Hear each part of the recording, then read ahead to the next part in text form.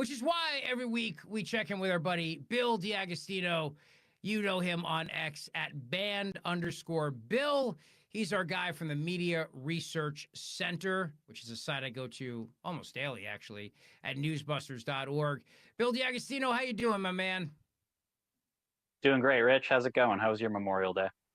It was good. You know, we took the kids to see a Memorial Day observance, and it was very patriotic, so they liked that. And then I made pizza, so it was a good day. Good stuff. Yeah. I made pizza in honor of the Americans defeating Mussolini in World War II. So that's what I did. How about you? Good as way as any to about the same, a little less patriotic, but you know, we watched a bunch of the speeches and whatnot. Yeah, it's always a little somber. I guess you don't really celebrate Memorial Day, right? You observe, but or honor it, I guess. But yeah, it's always weird though, right? Because whenever Labor Day rolls around, you see all of these communists on Twitter going, you know, all of you people who oppose communists, now you're celebrating a communist holiday right now. It's like, right, but you hate the troops and yet you got work off for Memorial Day. So yeah, it's a very, very good point there. But you got work off, so all right. Now let's start with, there was a lot of media outrage over the weekend, Bill, and let's kind of go through some of it together here on the show. So we'll start with Jen Psaki and Cut 38. Now, you know, the whole thing with James Comey, and it's just like, I know he's lying. I would much rather him just come out and just be like, listen, you know, I was advocating for the guy to be removed, not violently, but yeah, 86 him like 86 to Salmon, but I didn't think violently. But his whole story is such BS. That's the first place. But then he doubles down by accusing us of being a bunch of white supremacists. Again, as Democrats are trying to figure out how they can win back men, there's Comey again doubling down on their same talking points. Yeah, no, it's not just that one time where he's claiming that he saw the shells. There was during the presidential election, he posted something that was like, "I'm with her," not "I'm with her," but some like Harris related slogan, and he was like, "Wow, look what I found on my walk on the beach." So James Comey just has this incredibly unique knack for finding shell arrangements that perfectly mirror his political opinions on the beach. I just so like, I don't know where that guy comes go from. to. I want to know, like, where are his beaches, and do you need a beach tag? It's actually it's in North Carolina where gosh, I'm forgetting the name of the town, but it's Lockwood Phillips does the local radio show there. And he's been saying he's gonna go visit Comey and maybe, like, you know, give him a shell wreath or something, just kind of a wink wink nudge nudge. Yeah. It's a remarkable beach. Well, anyway, here's Cut 38. Let's take a listen. I mean, one of the things that is happening now is that the Trump administration is, of course, testing the system in ways it hasn't been tested before. In the law enforcement sense, do you think there are laws that should be put in place that would help better manage this that aren't in place now? I mean, are we equipped? Is the law enforcement system and the legal system equipped to deal with what we're seeing now? Probably there could be changes at the margins, but in the main, we have the tools. There are cultural impediments to doing this work. Let's say you work in the FBI. You know that one of the two political parties is, let me put it nicely, white supremacist adjacent at a minimum. And so why would you want to throw your career on that side of the line and be summoned to Capitol Hill to be asked, why are you pursuing these innocent groups? And so we have a cultural impediment to working it effectively that should get more attention than it does. He's also sounding more boring as he gets older. I mean, he was never a particularly exciting guy, Bill, but he's sounding more boring, I think. He's always been such a milquetoast. I remember there was an interview with him shortly after Trump fired him, and they asked him who his hero was, and he goes, "You know, it's I personally, it's always been Martin Luther King." And it's like, oh, what is your favorite band the Beatles? Right? Like a little ingenuity here, please. Like, right? Come on. But yeah, no, it's shocking to me that the grounds for that question also is something that a lot of people are glossing over, because it was basically, do we need more laws to prevent the Trump administration and MAGA more largely just from from being able to enact this democratically elected president's agenda. Yeah. Right. And he responds by, it's not just calling us white national adjacent or calling Republicans white nationalists adjacent. He says that's putting it nicely. Right. And he says at a minimum adjacent to white nationalists. So what he wanted to say and what he's clearly thinking is Nazis. James Comey now believes that 1/2 of the country are Nazis. And this is a guy who used to run the FBI. I mean, it's no wonder that Trump fired him. Right. Didn't they spend years telling us the greatest threat to America was white domestic violent extremism? I mean, even prior to their favorite day, the high holy day of the left, January the 6th. I mean, even prior to that, it was always white domestic terrorism was the greatest threat to America. And I don't know where all these people are. I mean, I'm assuming in some mountain in Montana, and they just haven't gotten around to actually, doing anything. But for years and years, they're working on it. Yeah, they're working on it, right? Right. I mean, it's preposterous to me, and that came routinely from Chris Wray, the newer former FBI director, who also once said in front of Congress that Antifa does not exist; they're an idea. Right. This was the director of the FBI when he said that. Right. So this is very much in line with the way the media Magic Dragon. Right, exactly. Yeah, it's in line exactly with how Democrats and the media view all of this, which is basically everybody who is anywhere near Trump politics-wise is far right and a borderline Nazi, or as James Comey put it so nicely, white supremacist adjacent at a minimum. And there simply is no far left. There is no such thing as a far left. We even did a study on this last week.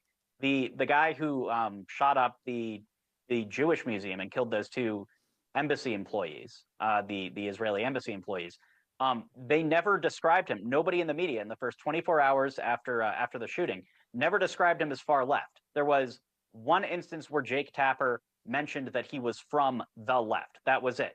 And the only person who mentioned that the guy was a member of the Party for Socialism and Liberation was John Greenblatt from the ADL on CNN, right? And he doesn't work for CNN. Right, he was a guest, so it's not like he was reading it off of a teleprompter. They didn't know he was going to say that. In other words, so they're keeping this guy's politics secret because that's their narrative, right? There is no such thing as a far left. There is no radical left. There's no left wing extremism, even though that's basically all we tend to see these days, right? I mean, 2 assassination attempts on the current president. Well, what about the guy that burned down Shapiro's mansion, Governor Josh Shapiro's mansion in Pennsylvania? What about him? He was left wing. Yep. Palestine guy. Yep. That's the thing. Like for all these guys in their MAGA hats who are going to Cabela's and buying fishing poles and the government was spying on and looking at their credit card transactions and everything, they just seem to go about their day and mind their own freaking business. I mean, every now and then there's some undercover FBI operative who convinces a bunch of drunk guys to go kidnap the governor of Michigan, and they don't actually try. They just talk about it and wind up getting indicted. But beyond that, it's infuriating to me to keep hearing this. But let me ask you this, Bill. All right, Bill D'Agostino, Media Research Center. What about all those white supremacist Latino voters who David Plouffe over the weekend was saying that we've lost forever? And I'm going to go a step further. All those white supremacist black guys who keep voting and voted in record numbers for Donald Trump. Now, are they all Clayton Bigsby or what? Every single one of them. Yeah, no, I can confirm. We did a study on that too, and they're all Clayton Bigsby. No, it's. By the way, for those who don't know, right? Clayton Bigsby was one of the funniest Chappelle Show skits ever. He was a black guy who was blind, who was a white supremacist. It is one of the and in my opinion, the last line of that, which I could never say on the air, might be the funniest line of that entire skit. But it's hysterical. Anyway, we clean it up a little bit. He divorces his wife because she was capable of loving a black man. Is when he finds out his ethnicity. It's that is the most wild skit. It's so good. But yeah, I mean, that is basically how a lot of these media creatures think of these voters, and you could hear it in the weeks after the election, right? I mean, the things that Sonny Hostin was saying about black and Latino men were, good Lord, if like a Republican was saying that stuff, or like a conservative journalist or something, I mean, they'd have their reputation permanently destroyed. But it's okay, because for her, it's like, it's more like Uncle Tom to them, right? That's basically what she's doing, and that's accepted on the left. You're allowed to call people Uncle Toms on the left for some reason. It's just so. Well, you know what it is when they do that to guys in particular. It's so emasculating and turns off other guys, which explains kind of that whole problem in the New York Times story that we've been talking about, with this whole idea of their SAM program to try to figure out how they could. It just reminds me of an automated computer machine from the 80s, like one of those movies. They've got this, like HAL, remember? I think that was from Space Odyssey, I think. But so their SAM program to learn how to speak like guys. When guys hear when black men hear another black man is called an Uncle Tom by a Sonny Hostin or Whoopi Goldberg, as a guy, that's just got to be infuriating and just make them right? For sure. Yeah, and I'm sorry. I'm not really over that Sam article in the New York Times. You can never be over the idea of a bunch of Democratic donors commissioning an anthropological study on men. Yeah. Right? Because that's how feminized the Democratic Party has become, that they need an anthropological study on specifically young men, because they're like an alien species to them at this point. It's that spells something incredibly dire for the Democratic Party going forwards. And I'm not seeing that much panic about it either. Like Chuck Todd talked about it a decent amount on the most recent episode of his podcast, but even he was like oddly optimistic. He was like, well, Trump's floundering in the polls, so 2026 should be easy, but Democrats need to worry about 28. And is 2026 going to be easy for them? Like, I don't know. I'm not so sure about that. And I also think that they haven't learned their lesson about trusting polls yet either. So best of luck to you with your SAM study there, but I don't see that going anywhere except probably producing some pretty dynamite memes from the right. And one of the things about this particular article, and what I loved it, I'm going to read this to you. The plan, codenamed SAM, or Speaking with American Men, a strategic plan, promises to use the funds to study the syntax, language, and content that gains attention and virality in these spaces. By the way, right there, the use of these spaces is exactly the problem, because nobody outside of like corporate America HR people and people in faculty lounges walks around and goes, in this space. That's another thing like Latinx that no real person on earth ever says. Right. Everything's a space or a community.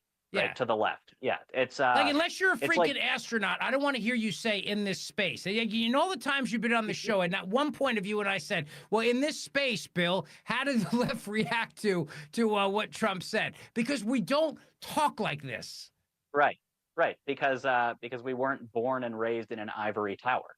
Right. Go figure. Right. Yeah. No. It's nauseating academic language, and that is really the issue.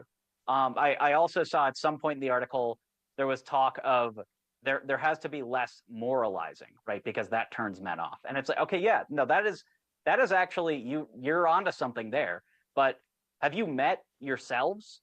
You're incapable of not moralizing. Like, the entirety of left-wing proselytization is built on lecturing other people, right? Yep. I mean, that's why we got all these insufferable phrases like "do better" or "educate yourself," or the old one, "check your privilege," right? I missed that one. I haven't checked my privilege in years, just because I haven't been reminded to by a helpful leftist, right? But that's the entire way that this whole ideology functions. And so if they're like, oh, well, we can't do the moralizing anymore, it's like, okay, well, yeah, then we'll just do a pizza without the crust and cheese.